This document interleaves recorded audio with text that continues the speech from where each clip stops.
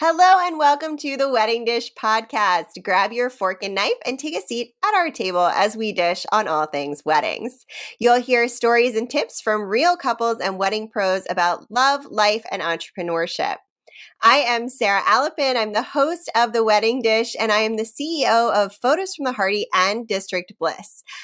Today, we have our little French bulldog, Bud Clouseau, facing away from me, ignoring me, because when I brought our guest on, who you will meet in a second, she was very excited to meet him, and he just slowly turned around to look at us and then ignored us. So I am very excited to introduce you to today's guest. She is amazing. She is a punaholic, just like me. If you are here, you know how much I love my puns. We are just getting ready right now to dish with the founder and CEO of Bra, Carrie Murray. Thank you so much for being here. Thank you so much, Sarah and Bud. You will be my friend by the end of this, that little dog. But yeah, thank you. Thank you so much for having me. I'm excited to talk about me. Yeah, I'm excited to hear your wedding story, all of the things. I know there are going to be some laughs here. Yeah, it's a very unconventional story, that's for sure. I'll just tease that. Well, let's dish. Tell me, how did you meet your husband? I met Sean at a Halloween party. So we had a mutual friend who was having a Halloween party. And if you know him now, he hates Halloween parties. And he hates costumes, but he was dressed as a surgeon. So even before it was, an everyday accessory today, he was wearing a mask. And I was dressed as a devil. And I actually found the dress I wore and I was like, how did I fit in that? That's incredible. But yeah, so we met at a Halloween party, but we had both just broken up with people. Like I had just gotten out of like a 6-month relationship. I mean, we just kind of like had a May-December affair. And I was like, I don't really like you. But he had just gotten out of like a 3-year relationship and had just been recently broken up. So we were both kind of like sad and kind of like, oh yeah, what do you do? How do you know our friend and everything? And so nothing really came from that first meeting. We just met and chatted a lot. But I then saw him again at that same mutual friends was now having a New Year's party. And now some time had gone by. He wasn't dressed as a surgeon. He had real clothes on. He didn't have this mask that he had on his chin. I was feeling good. And that's when we really started talking and really kind of flirting and getting to know each other. And it was then that I was like, oh, okay. And I was in graduate school at the time. So I was knee deep in writing my thesis. And we were just chit chatting and I was like, oh, so what do you do? And he's like, oh, I'm an actor. And in LA, you can't throw a rock without hitting an actor. So I was kind of like, oh, or in anything I would have seen, the worst question all actors want to hear. And he said, no, I'm in between gigs. And I thought to myself, so you're unemployed? So in my mind, I'm like, okay, he's unemployed. Well, there's the first strike. Don't really like this guy. And then we also started talking more. And as I was looking at him, I was like, he looks so young. And I was like, he's got to be much younger than me. This guy is not going to be serious. I was like 25, 20. No, I was 26. And I just remember thinking, if he's in college, I'm just going to walk away. Do not like this guy. You're not doing it. So we chatted all night, this is before, smartphones or anything. So I couldn't cyber stalk him.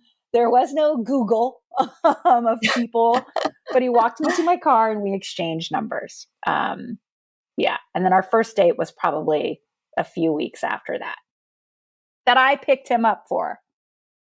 Yes. I have so many questions.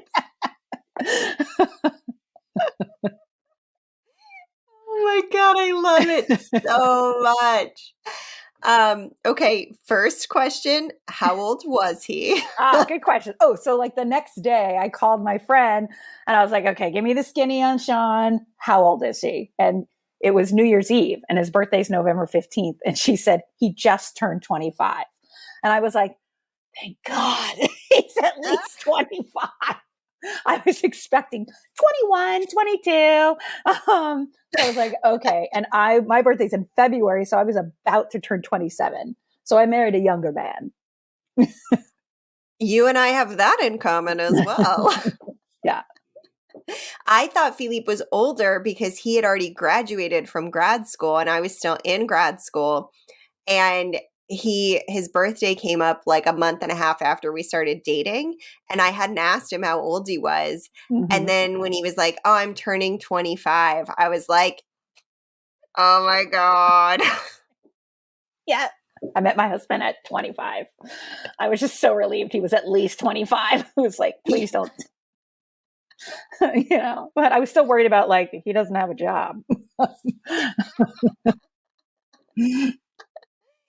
Okay, so next question, is he still an actor? Yes. Yes, he is. Okay. I am always so fascinated because, of course, yes, you can't throw a rock in LA without hitting an actor, but it's always interesting whether or not people stay with it when they start when they're young. Yeah. Well, he started very young. He started at like 14. Oh, wow. Yeah. And has actually only ever been an actor. So that's also very weird. Like he never waited tables. He never like had the, janitor job, or he has only been an actor. It's like he didn't go to college. He was working. And I always thought I'm going to marry someone who's college educated and, has a love of education.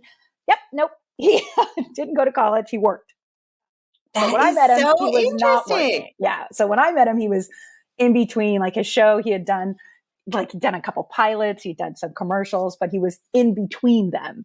But I didn't know this lingo or anything. So I was like, you don't have a job. Yeah. In between definitely sounds like you don't have a job. Yeah. Yeah. I get it. Yeah. That's hysterical. Okay, so where did you go on your first date? That's my last question of this series. Yeah, so because I was in graduate school, I was getting my master's in education. I taught all day, and then I'd go to classes at night, and then one every Saturday morning. So first we were going to go out a Friday night, but I said, well, I got to, go to class early in the morning at 9 a.m. Let's go out Saturday. And he's like, okay, I want to take you to sushi, but it's here in the Valley. And I lived in Beverly Hills. So if anybody who doesn't know LA, Beverly Hills to the Valley, well, he lived in Sherman Oaks, is about a 20-minute drive without traffic. So I was like, okay. I went, picked him up, and was like, and I got to his apartment. He was like, well, I'll drive us to the sushi place. And we went to Terra Sushi. He's not a drinker, but when I went into his apartment, he asked me if I wanted a drink, and I was like, sure, what do you have? And he's like, a gin and tonic. I can make you a gin and tonic. And I was like, okay.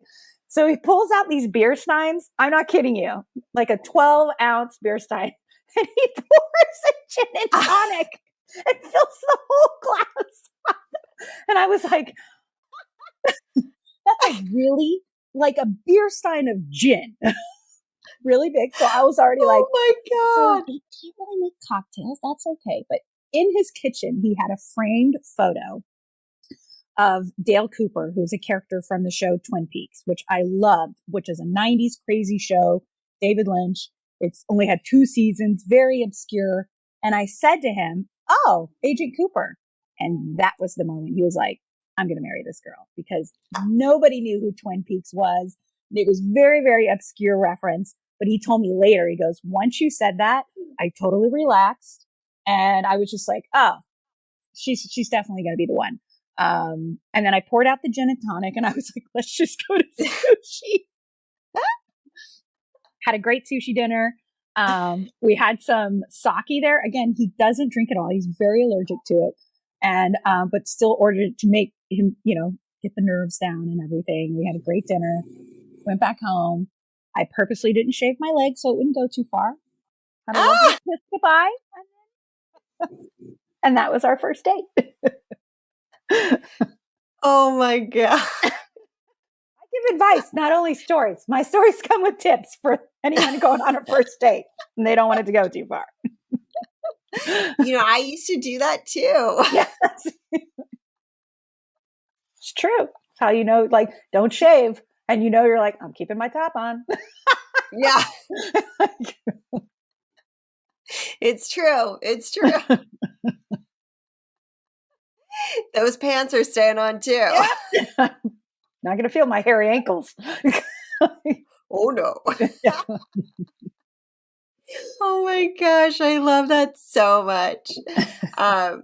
It's so funny. I did not realize that Twin Peaks was an obscure reference because it was so normal in my house. Oh yeah, no, it's obscure. And it was like, I met him in 2002 and Twin Peaks had ended in like 1995. So it had been a long time. But yeah, I had watched every episode and he's obsessed with David Lynch. I think if he ever got to work with David Lynch as an actor, he might have a coronary.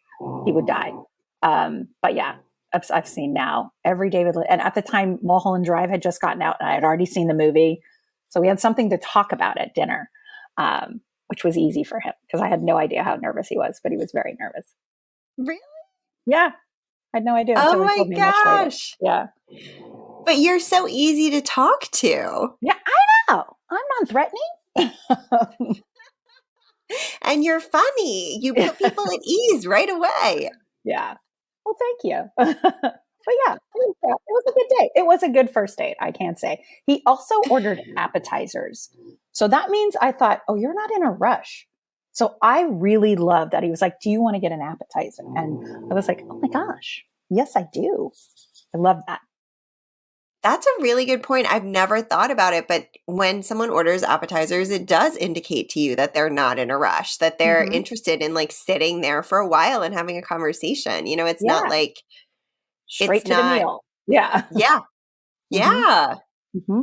So it was nice. It was really nice. That is really nice. That's very nice. I love that.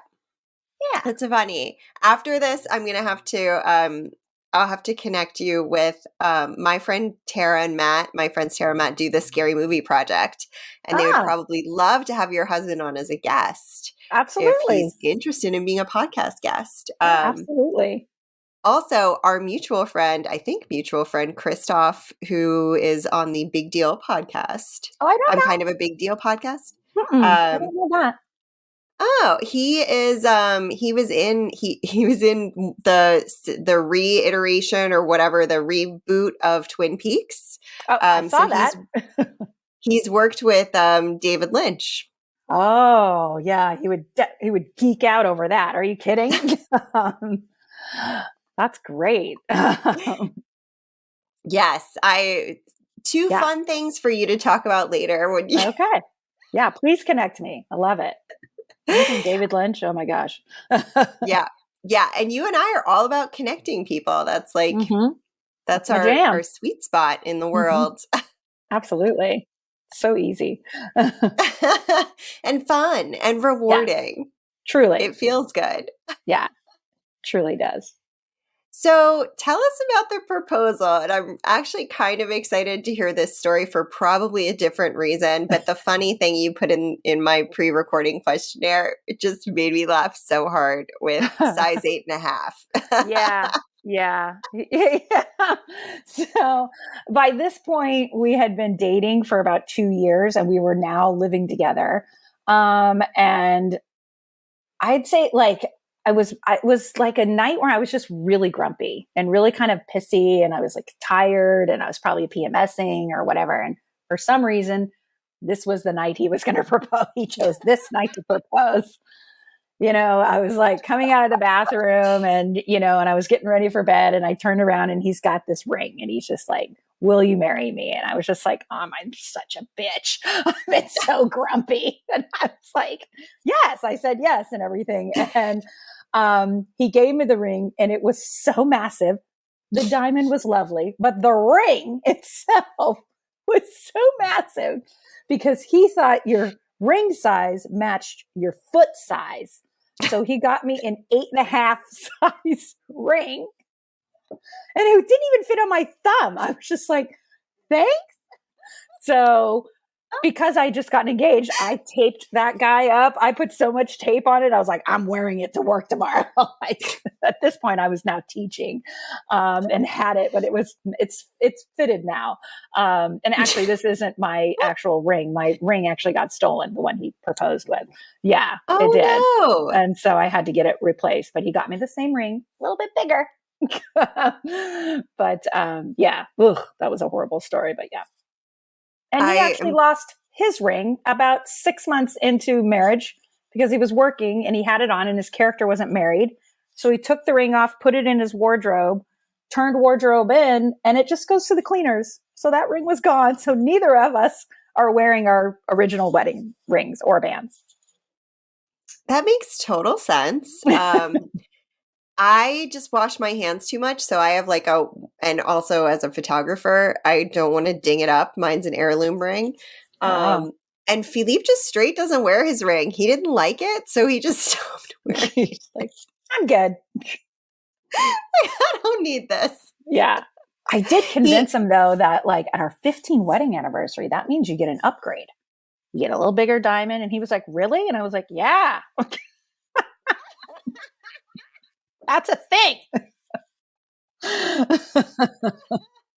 So you're going to get him a little bigger diamond on your 15th anniversary? Well, we just had 15. We're about to hit 16 this year. But no, what I got was a right-handed diamond ring, kind of a band, just a band with pave diamonds for the right hand, which is very delicate, very pretty, and it's just, yeah, very me. I love that. That's so sweet. And I don't think diamond is 15 year. 15 years is probably like linen or something like that. But I convinced him it was diamond. It's the anniversary gifts are so strange, like wood, paper, pewter. I think one is pewter. Yeah, exactly. Like I get gold, silver, platinum, but like linen, cotton. Yeah, and it's one of those things that's probably so dated, and it has like significance in culture. Like China is one of them, I think, or porcelain, right? Which would have been very like high end and expensive then, but now like the rest of us at this point, like I put China on my registry because people told me I was supposed to. We break that China out maybe once every like 3 to 5 years. Yeah, we didn't even get China. Yeah. I kind of wish that I had like asked guests to invest differently. I love it. We have beautiful stuff, but and it's displayed in our house at least. But yeah, I think it's because there was a time like with a family legacy, and it was something you passed down, to your children or grandchildren, like cut glass, exactly, crystal, like an heirloom ring or something like that. These were things that were very treasured, and if you had to evacuate really quick, they would be like, grab the china. Yeah. Which is like the worst thing to have to carry through. Like clink, clink, clink, clink. Yeah, no. We went crate and barrel style and just got, flat white plates, bowls, cups, all the things. But I think it's because I don't cook. That's why I didn't register for China. Yeah. Philippe cooks. Oh, nice. That's a big difference in this house. I also do not cook. Yeah. Yeah, we don't. Not good at it. I excel at eating, but not cooking. Yeah. I mean, that's why I don't fit in my Halloween costumes from years ago. Same. 100% same. Oh my God. On that note, we will be right back with Carrie on the wedding dish. Stay tuned. And we are back on the wedding dish. I am joined by my friend Carrie today. And on the break, we were talking about how 8.5, which was her original engagement ring, wedding or ring size, is like the size where you could drop a quarter through it. It's so massive. It couldn't fit on my thumb. That's how big it was. And I actually had a moment when I thought I'd wear it on a chain like Carrie did in Sex and the City. But then they didn't end up together. So I thought it was bad juju to be like, oh, that didn't work out for Carrie. And I'm Carrie. Ugh. So I didn't do That's it. true. You are also Carrie. Yeah. And spelled the same way. So I didn't want to That's mess true. with that. Yeah. Didn't want to mess with That's that true. juju. But also, like, I break necklaces like it's my job. Like, it's there's no way I wouldn't have like snagged that on something. Like, even just like taking a sweater off, there's no Yeah. like that ring would be gone. Yeah. And she's in New York, walking the streets. If it fell on the ground, it would be gone. It would absolutely be gone. Yeah. Yeah. Poor You're Aiden. never finding that. Like, it would have been underneath something that was in like between the curb and the street. And the street grate, getting out of a taxi Ooh. cab. Gone. Ooh. Yeah. God, you don't really want to pick it up then either. Yeah, exactly. Now you're like, great. Now it's really jinxed. Yeah. Now it's like, That's not fun. oh man. I was in New York this past weekend and it was raining and it just can be, it's always a reminder of how dirty things can be when it rains in New York. Oh yeah. And the smells that come up as a result of that. Yes. You're like, oh, we got that. Okay. We massaged that puddle. Now it really reeks. Yeah. It's true. And then you just look at everyone who's in flip-flops and think, what were you thinking when you left the house this morning? Exactly. They're like, I don't want to climb the 5 flights back up to my apartment. So I'm just going with flip-flops. Oh God. So gross. So you all got married pretty fast. How long were you engaged? Maybe 3 or 4 months. We got engaged in August.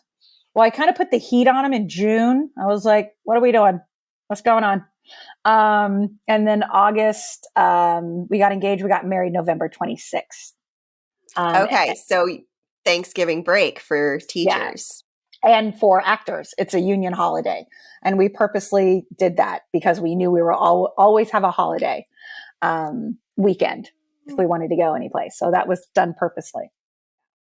That's so smart.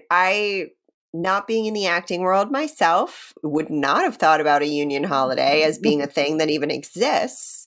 Oh, yeah. Oh, yeah. But having been a teacher myself, which I don't know if you knew that about me. I didn't know that. Oh. We have so many things in common. Yes. I keep saying, why haven't we been best friends this whole time? Honestly, I don't have an answer. Yeah. We keep seeing each other. We pop up. We're like, there's my best friend.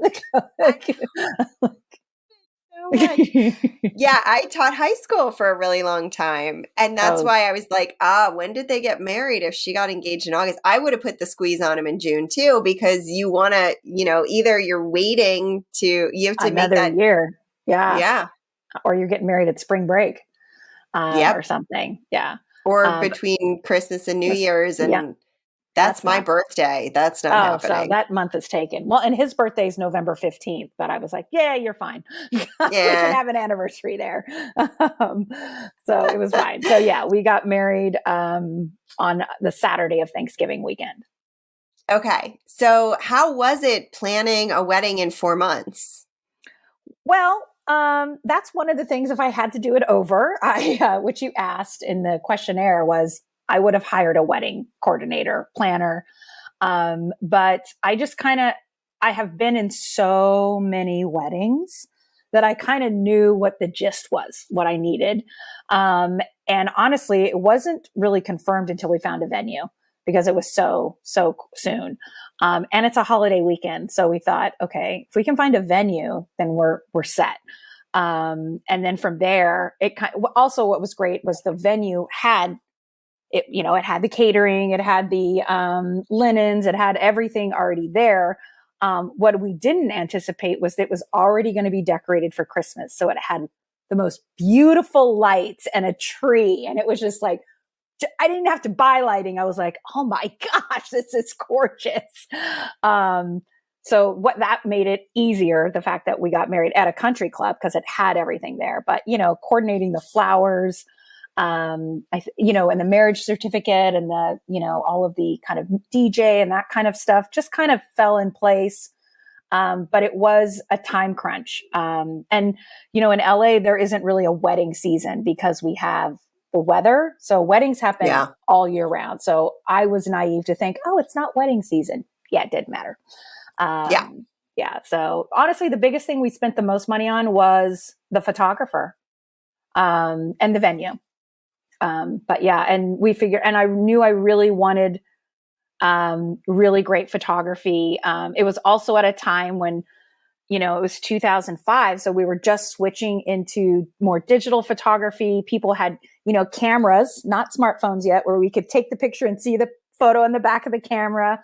And I remember going to like a wedding expo, and the photographer I met was just like, we do everything on film. Film is an art. It will always be preserved, and there'll always be a space for film and photography. Really, dude? Because that's no longer the case. So all of my pictures are film. So that's why I couldn't upload any. I have to scan them for you so you can see our photos. But yeah, planning it in 4 months was a crunch. And mind you, we didn't really want to have a wedding. We wanted to elope. And it was our mothers that really put the heat on us about having a wedding. They wanted a wedding. And in hindsight, I'm so glad I did. I'm really glad we did. Yeah. That's really awesome that you're glad you did. Because a lot of times when you make a compromise, you end up thinking like, oh, why did I do that? Yeah. No, it So was definitely worth it. tell me, why was it worth it? Because I did want to like have something ceremonial in front of my friends and family. I really wanted something official. I didn't want to like, you know, sneak off and come back. Well, we told people we were engaged, but we kept telling them that we were going to go to like, you know, Tahiti and just get married, or Fiji or something. And they were like, no. You know, it was really ended up being really nice. And it was just like, we had this big party and a wedding took place, you know? And so it was just, you know, everybody's coming off the holidays and getting ready for, you know, Christmas and New Year's, that it was just like this little slice for just us during that time before the hectic holiday season. So I'm glad we did it. I'm so glad to hear that. That makes me very happy. Yeah. You know, it's again, like most people, when they make a compromise or when they do something that they didn't think they initially wanted, they have a regret surrounding it. And I'm so glad to hear that that wasn't your experience. That makes me really happy. Yeah, it was worth it. That's awesome. And I'm also very glad to hear you made a great point, and something that I think people forget about often. If you get married in November, there is a solid chance stuff's going to be decorated for Christmas. Yeah. I mean, it was decorated like November 1st. Yeah. So. Usually it's like right after Halloween. Yeah. Some places maybe before. So if you're getting married around then, you should ask your venue if that's not something that interests you. Right. But I'm glad you loved the lights and the tree and everything. Yeah, it was pretty. And we just made sure the photographer didn't feature it. There's not one picture of a Christmas tree, but you see all these beautiful lights in the background. So it looks like we brought in lighting, but they did it for us. So it actually was pretty economical that way, that we didn't have to pay for any lighting. Yeah, and they often will have, you know, poinsettias or things that are around, and that doesn't necessarily feel like totally holiday unless you put it in context with other holiday things. Mm-hmm. So that tends to work out for people as well. I'm glad you raised that point. Those are things that I think a lot of people don't really realize. But if you see that there are holiday advertisements on TV, you can bet that your venue is decorated for it. So you should ask as you plan. Yeah, because they're doing holiday parties, you know? So they're like, well, yeah, we can do a wedding, but you know, the next day we're having, you know, this company's, you know, holiday party. So we have to be decorated accordingly. Yeah. And, you know, at a country club, that's a restaurant too. People want to come and enjoy the festive mood. And honestly, they probably eat and drink more if it's decorated for holidays. 100%. Yeah. I mean, that seems like a strategic thing for a restaurant to do. Absolutely. That's a great point. And I think one of the things we did, even though we had a very small wedding, hiring a planner was definitely a good call, because I am a horrible planner. I would have been the person who would have shown up and been like, why is there Christmas stuff out? Right. Yeah, I did have like my mom's friend who's like basically my aunt kind of help day of and like help with the vendors and make sure the flowers and everything so we could get ready and everything. So I did have that, but I really wish I had a event coordinator who knew the right questions to ask and everything. Yeah. Which I was like, oh, how hard can it be? It's really hard when you have 4 months. Yeah. Yeah. I mean, I didn't know what a spit rose was or What? Spray rose, not spit. Spray rose, spit rose. See, I didn't either. I don't know what either of those are. They're like the teeny tiny ones. But I also don't know what flowers are in season in November. No, you're not going to get beautiful tulips. Not that I wanted tulips, but like an event coordinator knows those kinds of things. What's fresh, right, and what's in season. And that's going to be the less expensive. Yeah. Yeah. A bouquet of apples, and you just look like the Wicked Witch walking down the aisle. Exactly. One red. Yes. Waiting for Snow White to come in. Come here, darling.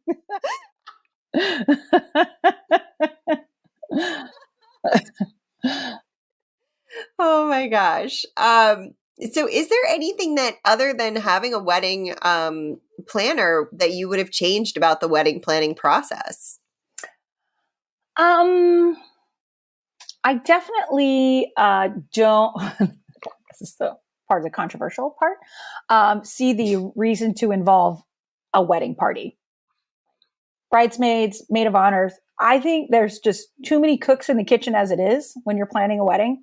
I don't need the opinion of a junior bridesmaid or anything like that. Like we didn't have a wedding party because I was a bridesmaid 12 times. Oh my God. I was a maid of honor 4 times, twice to the same bride. So let's do the math on that. So I knew from the beginning I didn't want a wedding party. And my husband was like, I don't know, whatever you want to do. So, but having said that, if you do decide to have a wedding party, I have just heard so many stories of them chiming in with their opinion. Well, when I got married, what I've seen before, and you don't need that stress. Just stick to your guns. And again, an event coordinator would help delineate that and be like, nope, we got it together. But yeah. And I mean, I still had people's opinions. My mother, my mother-in-law, my friends, especially their opinion on why can't I be a bridesmaid? And it's like, I don't want to be bridesmaids. So you still get their opinion, but you can literally doesn't have to be like in your face constantly. It's much easier to take pictures without a wedding party too. That's true. It is it's fewer people to wrangle into posed photos. And if that is not something that you're interested in standing for, then that makes sense. I did not want to have to choose someone else's shoes. Yeah. Yeah. I was like, why do I have to make a decision on what shoes you all are wearing? And then I tried to turn it over to them. They all couldn't agree. And then they all called me complaining about the other ones. And I was like, no. I don't care. Go barefoot if you want. Right. Put on cowboy boots. I don't care. Like it doesn't make a difference. And it actually ended up, my best friend was in tears about her shoes. Oh my gosh. Well, my best friend was in tears because she had to figure out what she had to wear because she wasn't a bridesmaid and I wasn't telling her what to wear. So she was so upset that she had to go buy a dress. And I was like, are you kidding me right now? I'll never forget that. I was like, okay. Well, we learn in business, people want to be told what to do. So. Yes, they do. They really do. And then they're quick to have a judgment about that opinion. Well, I don't really want to do that. Okay. Yeah.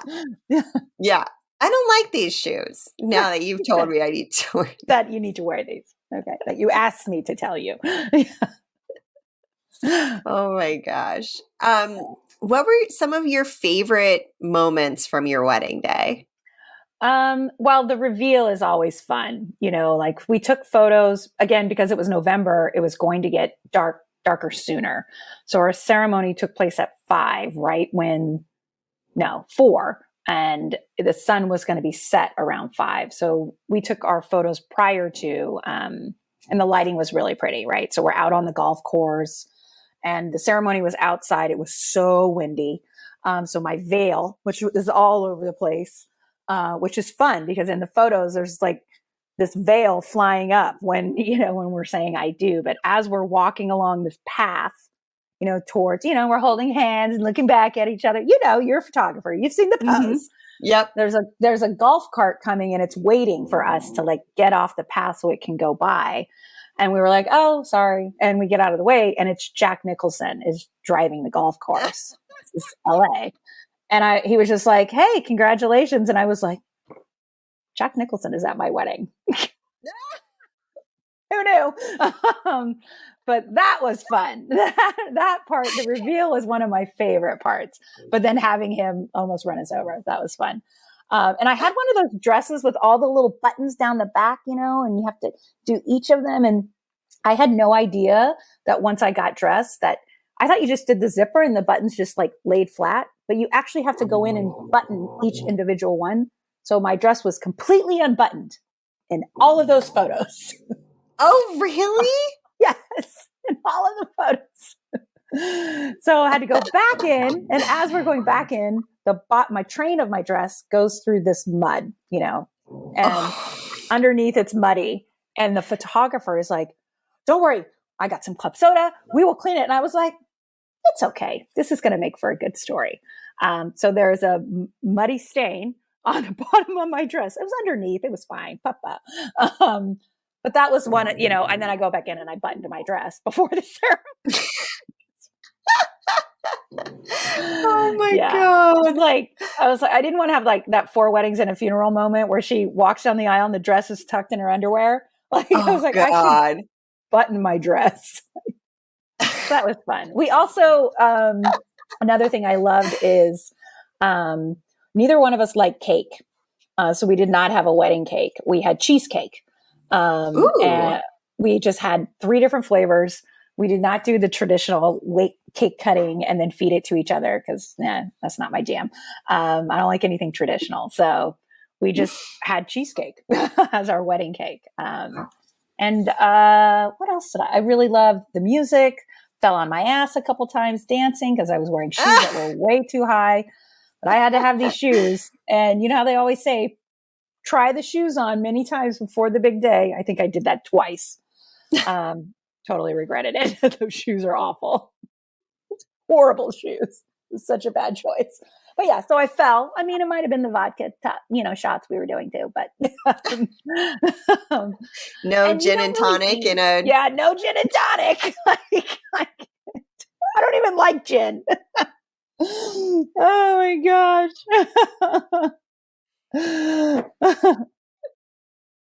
That's hysterical. I love it so much.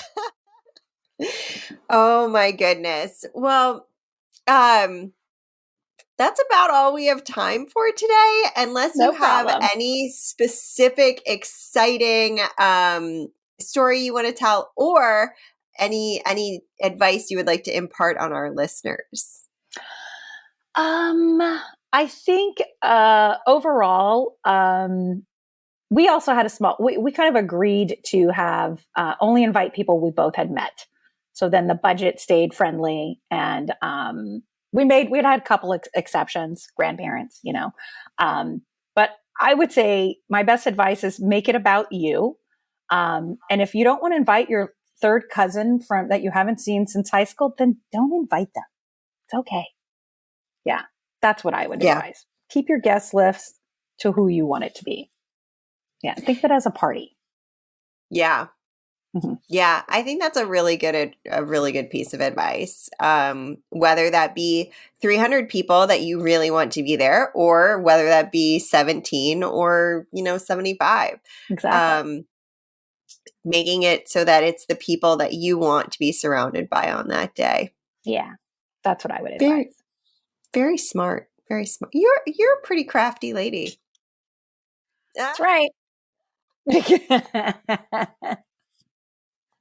a hat rack up here. Oh my God, I haven't heard that in so long. That's what my grandmother used to say. You're like my soul sister. I say all of my references are like make me sound like I'm the oldest millennial ever. Oh my gosh. Well, Carrie, thank you so much for joining me. You also have a podcast. Can you tell us a little bit about your podcast? I do. It's called Get Carried Away. And I get carried away with female entrepreneurs, thought leaders, game changers, disruptors. And we talk about, how we're changing the status quo for entrepreneurship with women in business. So please, iTunes, all the places. I love it. And you have your photo for that also is so good, by the way. Oh, thank you. Thank you. Bernadette did a great job. Oh, that was actually Kathy Shu. Yeah. Kathy Shu did that photo. Yeah. Bernadette shot the video. But I worked with Bernadette in New York. But yeah, she's a fantastic photographer. They both are. They're both in the Bra Network. And I love working with them. Well, and tell us a little bit about Bra. Oh, yeah. So Bra is a network for female entrepreneurs looking to get lifted and supported. We always, collaborate before we compete. We look to level up other female-owned businesses by hiring each other first. It's a membership platform. We have members all over the country. I can officially call myself global because I have 2 members in Norway. Yeah. So we have virtual networking events, in-person events. Yeah. So you can check it out at broad-network.com and on the Instagram. So we're all the places. And if you like puns, it's very funny. You will love their Instagram feed. Yeah. Oh, thank you. It will just bring you so much joy, especially if you like boob jokes too. Oh yeah. There's a lot going on there. Yeah. I mean, the name of my newsletter is called The Underwire. Yeah. Yeah. So it just all fits. I mean, yeah, you got measured for it. Yeah, exactly. Mm-hmm. But thank you. I love it. I love it. A woman after my own pun heart. That's right. We got to stick together. Yes. In that bra. I love it. Well, Carrie, thank you so much for being here with me today. This was just a hoot. So much fun. I don't know how we haven't met in person yet. I know. I'm going to blame the pandemic, but it feels like it should have been happening way before that too. So, 100%. I mean, at some point I will be out there again. And probably sooner rather than later. So much for having me. It's I've never been asked about my wedding on a podcast, so this was fun to talk about. Oh, yay! And now I feel like I know Sean, so it'll be super awkward when I meet him and come in with big Sarah energy, and I'm like, "Hey, so I heard you don't really drink." Yeah, I heard about the first date. Are you going to make me a giant mug? Gin and tonic? I'm telling you, it was 12 ounces. It was so massive. I was like, what is he making me? Am I getting roofied right now? There is not enough sushi in the world to soak up that alcohol. Well, so gross. Oh my gosh. Well, thank you so much for being here. And thank you to everyone for tuning into The Wedding Dish. It's just been such a delightful episode, Carrie, and make sure you go follow her over on Instagram. We'll link to it on their show notes and in our episode description. And while you're there, you can find The Wedding Dish at The Wedding Dish Podcast or visit our website, theweddingdishpodcast.com. You'll have show notes, which will have details from Carrie's wedding day, pictures, graphics, and transcripts from today's episode. And then you can apply to be a guest. All the good things are on the website. So, and don't forget to tune in next week. I will have another amazing guest, probably a Snorosaurus, behind me over here, who I'm pretty sure you could hear snoring loudly in the second half of this episode. Cluzo the Frenchie, who is the loudest dog on the planet. Oh my God, I'll have to show you what he's doing. He's oh my gosh. He's like a twice-baked potato. Yeah, he's so cute. Oh my gosh. And follow, rate, and review us on your favorite podcasting app. And until we see you again, have a great rest of the day. Cheers.